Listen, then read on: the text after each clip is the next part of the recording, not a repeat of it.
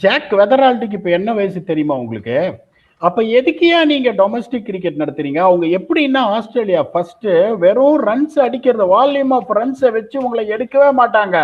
உங்களோட mental strength நீங்க அந்த பர்டிகுலர் இதுக்கு எப்படி அப்ளை பண்றீங்க, ஒவ்வொரு மேட்சும் கேம் சுச்சுவேஷன்ல உங்களோட கேம் அவேர்னஸ் எப்படி இருக்கு எல்லாத்தையும் பார்த்துட்டு அவங்கள இது என்ன கல்யாணமா, அது 25 வயசுல கல்யாணம் பண்றது, ஹனிமூன் போறது ஆசைப்படுறதுக்கு. ஸோ அவங்க என்ன பண்ணுவாங்கன்னா இந்த 30 வயசு வரைக்கும் எக்ஸ்பீரியன்ஸ் வந்துட்டு உங்களுக்கு எல்லா பாக்ஸையும் டிக் பண்ணும். பர்ஃபார்மன்ஸ் டிக்கு, கேம் அவேர்னஸ் டிக்கு, மெச்சூரிட்டி டிக்கு, ஹேண்ட்லிங் ப்ரெஷர் சுச்சுவேஷன் டிக்கு, அப்பதான் அவங்க எடுத்துன்னு வருவாங்க. இன்னொன்னு பார்த்து இப்ப இவங்க வந்துட்டு நாங்க டொமஸ்டிக் கிரிக்கெட்டை பெருசா இது பண்றது இல்லை. இப்ப நிறைய டொமஸ்டிக் இங்கிலீஷ் கிரிக்கெட்டர்ஸ் எனக்கு நல்லா தெரியும். படு கேவலமான பிச்சுன்னுவாங்க, ஆடவே முடியாது. பூட்ல அடிச்சு எல்பிடபிள்யூ வரும், 3 நாள் மேல ஆடவே முடியாது. ஒரு சில பிளேயர் சொல்லுவான், நான் இந்த இங்கேருந்து இந்த கவுண்டில இருந்து அந்த கவுண்டிக்கு போறான்னுவான். அட ஏன்பா போற, இவ்வளவு வருஷமா இங்க இருக்க, பீடா பிச்சை பார்த்தியா நீ, முன்னாடி காலை வச்சு ஆடவே முடியாது, ஒண்ணு தாவாங்கட்டுக்கு அடிக்கும் இல்லைன்னா பூட்ல அடிக்கும் அப்படின்னு.